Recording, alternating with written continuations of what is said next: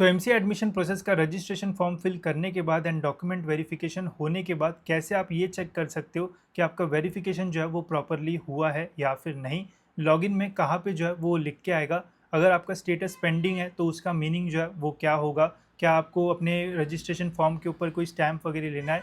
जो भी इंपॉर्टेंट चीज़ है वो सब कुछ मैं आपको इस वीडियो में बताऊंगा ताकि आप भी चेक कर पाओ। एंड अगर आपके साइड पे भी सारी चीज़ सही रहेगी तो बहुत ही इजीली आपका जो नाम है वो मेरिट लिस्ट पे आएगा एंड देन आप कैप राउंड्स के लिए जो है वो एलिजिबल रहोगे। तो कैसे चेक करना है चलिए स्टूडेंट्स जानते हैं हम डिटेल में। तो वीडियो में आगे बढ़ने से पहले स्टूडेंट्स, अगर आप भी अपना एमसीए नॉर्मल नहीं बल्कि इंडिया के टॉप एनआईटीज से करना चाहते हो ताकि आपको इजीली 15 लाख 20 लाख या फिर उसके ऊपर पैकेज मिल जाए, तो देन आपको निमसेट एग्जामिनेशन के लिए प्रिपेयर करना पड़ेगा। बिकॉज एनआईटीज में निमसेट के बेसिस पे आपको एमसीए में जो एडमिशन है वो मिलता है। एंड अगर आप भी सीरियसली निमसेट के लिए प्रिपरेशन करना चाहते हो तो आप एनरोल कर सकते हो पीडब्ल्यू के निमसेट बैचेस में। इन्होंने अपना क्वांटम निमसेट 2027 बैच जो है वो लॉन्च किया है, जिसमें आपका निमसेट का पूरा प्रॉपर तरीके से जो प्रिपरेशन है वो कराया जाएगा। साथ ही में यहाँ पे आपको लाइव प्लस रिकॉर्डेड लेक्चर्स जो है वो भी मिल जाएंगे। मंथली यहाँ पे आपको चैप्टर टेस्ट मिल जाते हैं, देन मैथमेटिक्स के माइंड मैप्स, प्रैक्टिस पीडीएफ सब कुछ यहाँ पे आपको मिलेगा। एंड टॉप फैकल्टीज़ भी यहाँ पे आपको जो है वो पढ़ा रही होगी। एंड इस बैच के ऊपर अभी काफ़ी अच्छा डिस्काउंट चल रहा है। साथ ही में अगर आप मेरा कोड APR500 यूज़ करोगे तो और बढ़िया डिस्काउंट आपको इसके ऊपर मिल जाएगा। वही इनकी guys quantum NIMCET pro batch भी है, जिसमें आपको नॉर्मल निमसेट बैच के सारे फीचर्स जो है वो तो मिल ही जाएंगे। साथ ही में इसमें आपको प्रॉपर मेंटरशिप जो है वो मिलेगी। साथ ही में निमसेट 2027 की जो टेस्ट सीरीज़ रहेगी उसका भी एक्सेस आपको मिल जाएगा, जिससे प्रॉपर तरीके से आप एग्जामिनेशन की प्रैक्टिस कर पाओगे। एंड अपकमिंग सभी बैचेस का भी जो एक्सेस है वो मिल जाएगा, तो इसके ऊपर भी आपको डिस्काउंट मिल जाएगा। मेरा कोड आप जो है वो यूज़ कर सकते हो। साथ ही में अगर आप CUET पीजी की प्रिपरेशन कर रहे हो तो देन आप इनके समर 2027 बैच में एनरोल कर सकते हो, जिसमें आपका CUET पीजी का पूरा प्रिपरेशन जो है वो कराया जाएगा। Live lectures with recordings, monthly test, DPPs, lectures सब कुछ यहाँ पे आपको जो है वो मिल जाएगा। एंड यहाँ पे अगर आप मेरा कोड APR250 यूज़ करते हो तो एडिशनल डिस्काउंट भी आपको मिल जाएगा। वही इनका समर प्रो बैच में भी आप एनरोल कर सकते हो, जिसमें आपको नॉर्मल बैच के सारे फीचर्स तो मिल ही जाएंगे। साथ ही में यहाँ पे आपको जो है वो एक्सेस मिल जाएगा अपकमिंग बैचेस का, टेस्ट सीरीज़ यहाँ पे आपको मिल जाएगी।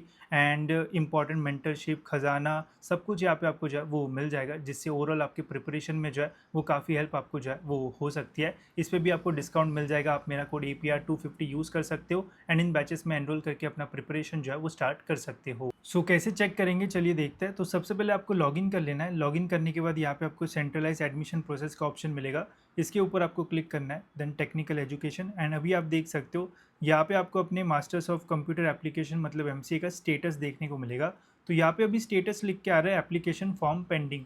अब काफ़ी सारे स्टूडेंट्स का वेरिफिकेशन होने के बाद भी ऐसा ही उन्हें जो है वो देखने को मिल रहा है। तो अभी कैसे चेक करेंगे, तो सिंपली आपको यहाँ पे आपको जो है वो क्लिक करना है।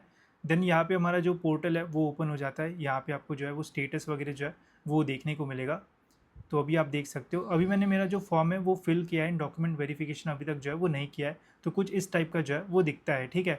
बट जब आपका डॉक्यूमेंट वेरिफिकेशन हो जाएगा तो देन आपको कैसे दिखेगा वो मैं आपको दिखाता हूँ।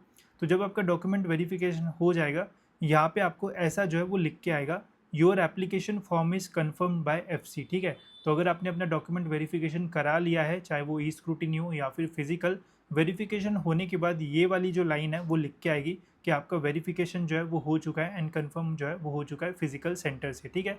साथ ही में मैंने ये भी देखा है कि काफ़ी सारे स्टूडेंट्स को टेक्स्ट मैसेज भी आता है। तो कुछ इस टाइप का टेक्स्ट मैसेज आपको जो है वो आएगा, जिसमें लिखा रहेगा कि आपका वेरिफिकेशन जो है वो हो चुका है फिजिकल सेंटर से।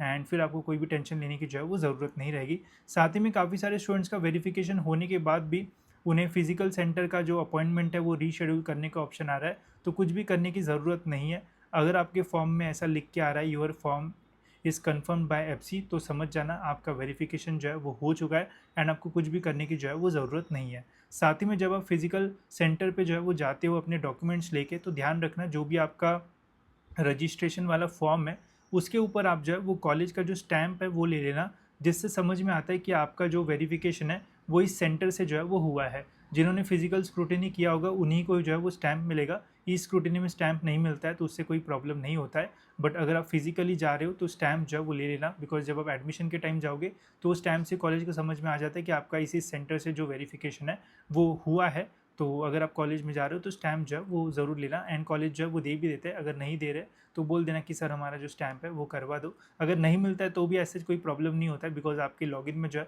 वो लिख के आ जाता है कि आपका फॉर्म जो है वो कन्फर्म हो चुका है एंड अभी आपका वेरिफिकेशन हो चुका है, आपका नाम जो है वो मेरिट लिस्ट में आएगा।